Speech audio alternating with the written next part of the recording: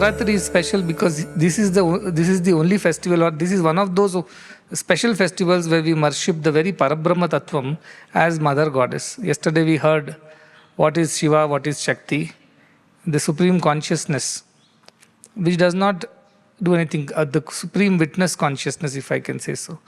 That is Parabrahma, Param Shiva, and the energy manifestation of that is Paramashakti, and she manifests everything. That energy manifests as all the matter, and therefore the matter is permeated with energy, but energy itself is based on that Supreme Consciousness, which is the substratum. That is the Advaita Siddhanta, which is also seen in Saundarya Lahari and so many other Upanishads of our heritage. And yesterday I told that Brahman, the idea of Brahman is not Brahma. Brahma, the creator, the sustainer is Vishnu, and that Shiva, the destroyer, is again not the Parama Shiva we are talking about. This Shiva is the one who is in charge of the mainly Rudra. But the ultimate principle of auspiciousness, the beginningless, endless aspect of divinity is represented as Parama Shiva. And that is, again, in our scriptures you will find many times, interusage of terms. And that can sometimes put you into confusion. But please pay some attention and delve deep into what it's symbolizing and what is it indicating. And that is how you will be able to interpret and understand the scriptures correctly. So we talked about that Brahman as the ultimate substratum. And if you go to Upanishads, especially Aitareya Upanishad, you will see how the creation came into existence. In the beginning there was nothing, that's what it says. It alone was. And then that presence, that consciousness, which had no form, no name, no attributes, it wanted to create. And that is how elements came into existence. Scientists will simply call it as a Big Bang happened, and then everything came into existence. And gases interacted with each other, matter formed, matters flew in all directions, and then galaxies and universes formed. And in each of these universes there were planets and stars. And then in one of those universes, in one of those galaxies, and the solar system of ours, our star being sun, and earth being the planet where life happened. And all these creation, the story of creation will be told by the scientists in this way. But our Upanishads put it very simply, and it's very interesting to read Aitareya Upanishad. And this is the idea. He said that Paramashakti, she became Brahmanda, she became the entire universe. It means entire universe is permeated by the same energy, which is nothing but the Mother Goddess. And in her purest state, she is nothing but Supreme Consciousness only. Because from that consciousness came the first manifestation of energy. Energy became matter, and all the universe came into existence. That is how it has been described. I was walking there, and one girl was holding a painting of two birds on the tree. This story comes from the Mundaka Upanishad. It's one of the Upanishads. And Upanishads are the philosophical part of our Vedas. Vedas are our most ancient scriptures. And from there are many aspects of Vedas. Agama Shastras are there after Vedas. And during Vedas, inside Vedas, Karma Kandas are there, Upasana Kandas, Brahmana, Aranyaka, all these other. The Upanishad part of the Vedas is the most beautiful philosophical part of the Vedas. And that part is the most beautiful which we must study. And these Upanishads actually tell us the ultimate truth, which is nothing but that Jivo Brahmaiva Naparaha, that we are all divine. No other scripture, no other religion of any other part of the world says that you are none other than divine. Everybody puts us as you are different from divine. Even in India there are philosophies of Dvaita, Vishishtadvaita. But Advaita philosophy that Adi Shankaracharya promoted at that point of time, it destroyed all the conditions of the previous times where people were segregated into various classes because they were not supposed to be divine. But once you are divine, everything is divine. A gold itself can become a bangle, can become a chain, can become a ring. But everything is gold. Shapes and forms are different. But the gold, the underlying principle of gold is one and the same. And when you melt the bangle, it can become a ring. When you melt the ring, it can become a chain. So forms and names and shapes change, whereas the gold remains the same. It permeates every aspect of every ornament made out of it. Likewise, the whole universe is permeated by the same Supreme Consciousness. Therefore, you may call it a ring, I will call it gold. You may call it chain, I will call it gold. You may call it a bangle, I will call it gold, because it is made of gold. Yes, its functionality is different. Ring has to be worn in the finger, bangle has to be worn in your hand, and chain has to be worn in the neck. But the substance with which it is made is one and the same. That is the idea of Advaita. That we are all made of the same supreme consciousness. Forms and names are different. Our matter is different. How some people are tall, some people are short, somebody's skin is bright, somebody's is dark, somebody is a woman, somebody is man. All these are differences in the matter part of it, the biology part of it. Go a little deeper. We all are full of energy, that energy which permeates every cell of our body and makes us work, think, do everything. That energy is one and the same. But even if you go a little deeper than that, one may say I have more energy, somebody, old man will say I have less energy, somebody will say I have different kind of energy. Some people are poetic, creative, some people are sportsmen, some people are Vedic pundits, so their energies are being used in different ways. So it may appear that that energy is different, this energy is different. But again, you go one more level deeper, one supreme consciousnness that energizes everything, that animates everything is one and the same. Like the electricity which is one and the same, whether it is bulb, fan, light, mic, whatever. The usages are different because it's interaction with various equipments. Like that, ornaments are different, but the gold with which it is made is one and the same. So also our bodies are different, our minds are different, our habits and our likes and dislikes are different, our abilities and our capacities are different, but that supreme consciousness which is the reason why we exist is one and the same. This is the idea of Advaita. We understand it theoretically. We do not experience it, therefore we don't believe in it. See, unfortunately, whatever is seen is what is believed. Seeing is believing, they say. But in spirituality, it's the other way around. You have to believe what you don't see also. Because all the things that are to be measured by senses alone are considered as real or true. But there are so many things that cannot be weighed, measured in tape or weighed in kgs, like mother's love. Can mother's love be measured? You can tell me my mother has 1 meter long love for me, or half a kg love for me today. Mother's food can be eaten, it can be half a kg. But mother's love is not having any shape, form, size, weight, measures. So do you mean to say mother's love does not exist? If you say it exists, then I say prove it to me. Tell me how many kgs, meters long their mother's love is. You have no answers to that. Like there are things that exist without certain physical measurements, and still they exist. Science only goes by what is seen, the empirical evidence. But spirituality goes by anubhava, experience. I experience my mother's love. Therefore I know it exists. I cannot make you experience my mother's love. That's not possible for me. My mother must have love for you also. Then you will experience my mother's love. How will I make you experience otherwise? But does that mean that my mother's love does not exist for me? No, it is not true. Likewise, this consciousness exists in all. In fact, that is the very reason why we exist. When somebody denies the existence of God, it is like somebody using his tongue to say that I do not have a tongue. This is what Shankaracharya says. It's almost like saying, I do not exist. By existing, you are saying this. This is equal to saying, God does not exist. That is how he puts it. So the existence of God is an experiential reality. It's not an experimental phenomenon. You cannot experiment with it. You can only experience it. Upanishad or the rishis of the Upanishad say, na tatra mano gacchati vag gacchati no manaha, chakshur gacchati vag gacchati no manaha, na vidmo na vijanimo yathaitad anushishyat. Their eyes don't go there, ears don't go there, mind cannot comprehend that. I do not know. Na vidmo na vijanimo. I do not know how to explain to you this. Yatha etad anushishyad. How do I teach it to you? I do not know, the Rishi says. Because it's an experience, it's like my mother's love. I cannot explain to you. I cannot measure it and show you. I cannot show you in a physical way. Like that, this Brahman's existence cannot be shown in a physical, empirical way. But the very fact that your mother comes running the moment you say, Amma, even if before you finish your sentence that I am hungry, she's already with the plate of food there with you in front of you. The Amma word is enough for her because she has love for you. That's how you know my mother loves you. That's how you know God exists, because you exist. Without God, you cannot exist. How do you know the bulb is having electricity? Because it is glowing. How do you know this fan is having electricity? Because it is running.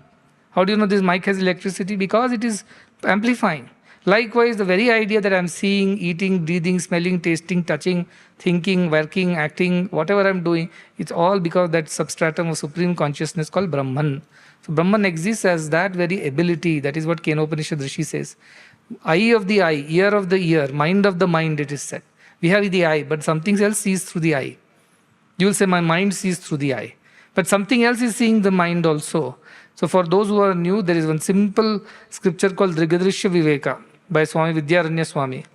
So Vidyaranya Swami ji written this Drigadrishya Viveka, and he says very simple. Whatever is seen, there has to be a seer for it. If I can see you, I am the seer, you are the seen. That is the concept, Driga, Drishya. Drishya is seen, Driga is the one who is seeing is. So he says, Rupam, Drishyam, Lochanam, Drig. All that which is seen, Rupa means all the forms are seen. Who is seeing it? Lochanam. The eyes are seeing it. Then, Drig evatu manasaha. When this eyes become the seen, the mind becomes the seer. Because even if I close my eyes, I can still see you all in my mind. I can still imagine shapes, forms, names, things like that. I can feel it in my mind. So my mind is seeing through the eyes. So you go one step behind. Eyes are there. Eyes are seeing everything. But behind the eyes is this mind which sees everything. What is mind? That faculty which is thinking, which is deciding, which is analyzing. So it has called Antakarna. It has many 4 aspects. You can read Buddhi, Chitta, Ahankara and Manas. All that you can read. But there is a mind, we all say that I have a mind which sees through all the things. But even if I for a moment stop and see, is there anybody who is seeing this mind? Is there anybody aware of the presence of mind? You will say mind is aware of the presence of the mind. No. Beyond the mind, there is something that is aware that you have a mind. And that mind is thinking right now or listening right now through your ears. That is seeing right now through your eyes. So you go one step behind. So very beautifully in one shloka, I say, Rupam Drishyam Lochanam Drig, Tad Drishyam Driktu Manasam. When that becomes the Drishya, Manasa becomes the Dhivrittasya Sakshi, Drig Eva Natu Drishyate. He says, when mind becomes the seen, there is that which sees all that is happening inside the mind. I am right now feeling hungry. I am right now wanting to understand what Swami is saying. Right now I am thinking about tomorrow's function. And some of you, I don't know when this is going to end and when are we going to go for dinner. Now you are aware of what your mind is doing at this point in time. Who is aware of that is the question the shloka asks. There is somebody else who is seeing. Seeing means aware of it. Seeing means aware of mind's vagaries. That awareness is something which further has nobody to know it. It is the final stage, it knows everything. Once again, you see objects in front of you. What is seeing that? Eyes are seeing that. But eyes are also seen by somebody, means somebody is aware that eyes are seeing. And you will say mind is aware. Because mind is seeing through the eyes and saying, this is red color, that is green color, this is boy, this is girl, this is light, this is fan. All that mind is analyzing. But mind is analyzing, this idea comes from where? Who is aware that mind is analyzing? Who is aware that mind is right now worried or thinking or doing whatever? There is this consciousness which is aware of this mind. That consciousness is called prajnanam. That is all is known as Brahman. Prajnanam Brahma, it is said. That consciousness itself is Brahman. So our definition of God is pure supreme consciousness, which sees the mind, then the mind sees the eye sees the objects.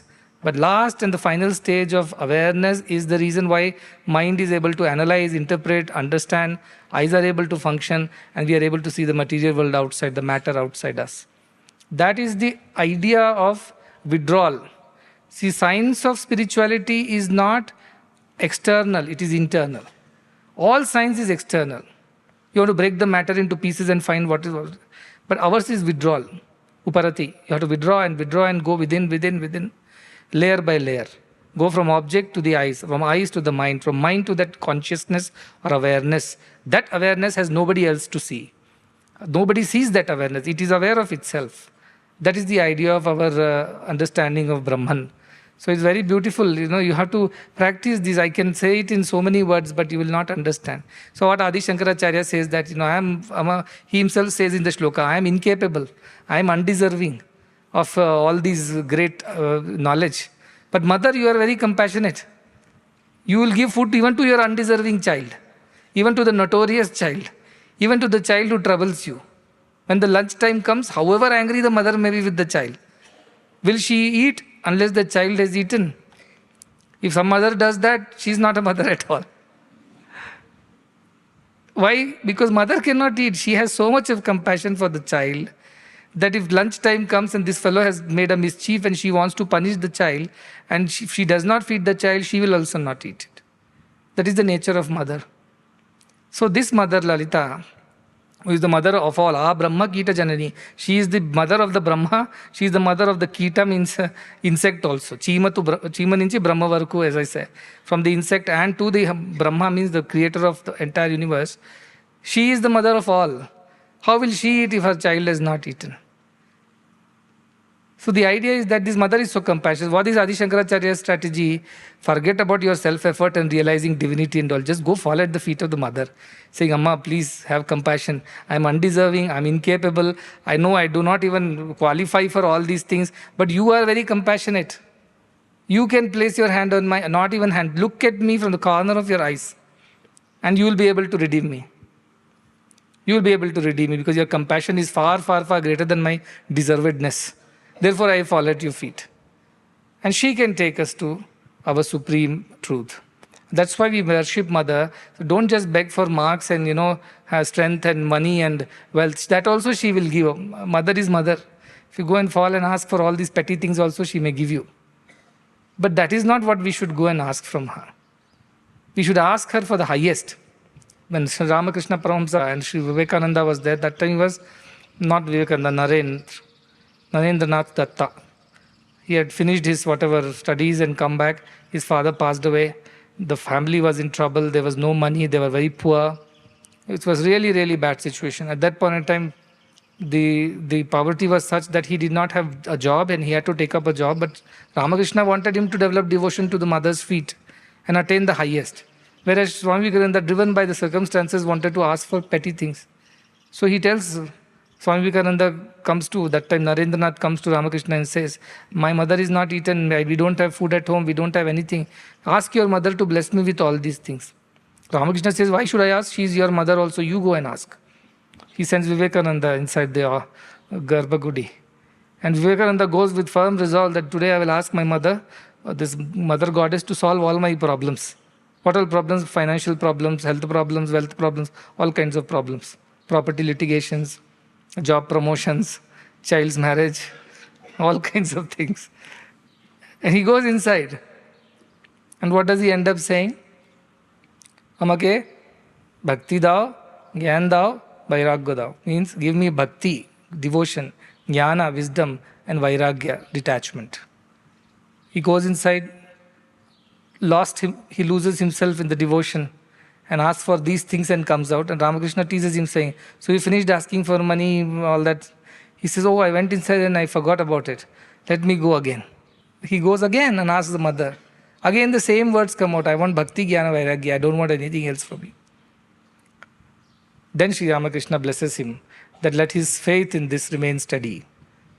And he has the experience of this oneness, which is only by the grace of Mother Goddess. And that puts him on this path. And today he became the reason for so many people to join this path. He inspired so many more. Like Adi Shankara, who inspired in his time so many more people to walk this path. He had only 4 disciples whom he placed in 4 corners of the country. With that he has built up this whole Advaita. And today Adi Shankaracharya, in my opinion, is the reason why we are all sitting and discussing something like Brahma Vidya or Paravidya or about such concepts of Sanatana Dharma. It is to Adi Shankaracharya's credit. And meditate on what Sri Shankaracharya is saying. He says, Jivo Brahmaiva Naparaha. I am also divine. But with all my follies and faults and shortcomings, how am I divine? At least I will try to believe I am divine, but this next fellow, impossible. With his kind of things, not in this lifetime. We do not accept others' divinity. Adi Shankara says everything is divine. Our Upanishads say, our Vedas say, Sarvam Kalvidam Brahma. Everything is Brahman. Ant, insect, good, bad, ugly, beautiful, everything is Brahman. Why? Because the substratum, the underlying principle of consciousness, permeates everything. That consciousness is Brahman. Using that, he is saying everything is Brahman. Like using the idea of gold, I am saying everything is gold. While others say it is bangle, it is ring, it is chain. Using the idea of electricity, I am saying everything is electricity. You may say that is bulb, this is fan, this is mic. Using the idea of space, I will say everything is space. You will say this is Premamritam Hall, that is ground, that is hospital. So Adi Shankara's vision of Advaita is that deeper vision of oneness of everything. You can also practice when you go back to your hostels. See things, then close your eyes and see, my eyes were seeing that. Now who sees this eye? My mind is seeing this eye. Now who sees this mind? There is something in me which is aware of this mind. That sthiti is called Brahma sthiti. So it's not actually so difficult. No, Brahma Jnana or Brahma Vidya, so to say, is very, very difficult to achieve. But also it is the easiest thing to achieve because you are that, you are made of that. Suppose you have to go and get something from which is available only in America. You'll have to make efforts to go to America and get it. But what is already you, what is in you, above you, around you, below you, why do you have to go anywhere to get it? You only have to turn your vision into the right direction and put some efforts. Efforts is of purification. What is purification? Your mind should be pure. What he said, Shuddha Manas, Pavitra Manas is required. Any sankalpa will be fulfilled here. You ask for Brahma Jnana, you will get Brahma Jnana, provided you purify your mind first. Then you will say, then I'll ask for purification of mind, provided you do service all the time first. Then you will ask, okay, then I should do service all the time. Very well, do. That's why you're here. Karmani chitti shuddhartam ekagryaartham upasana mokshartham brahma vidyayam iti vedanta dindimaha. That is true. That is a karmani you have to do. All the actions you have to perform to purify your mind. Then upasana, bhakti marga, what he mentioned. Bhakti comes to God only with a purified mind. When bhakti comes, only you can learn Brahma Vidya. And only with Brahma Vidya you can attain the highest, whatever moksha is saying. So you have to go through this process. That is why I emphasize on seva. Do everything as sarva karma bhagavad prityartham. Do everything for the love of God. That kind of seva will take you to Brahma Vidya. Definitely it's your fundamental birthright to attain Brahma Jnana. Nobody can deny it to you. You only can deny yourself by not putting efforts and by not purifying yourself.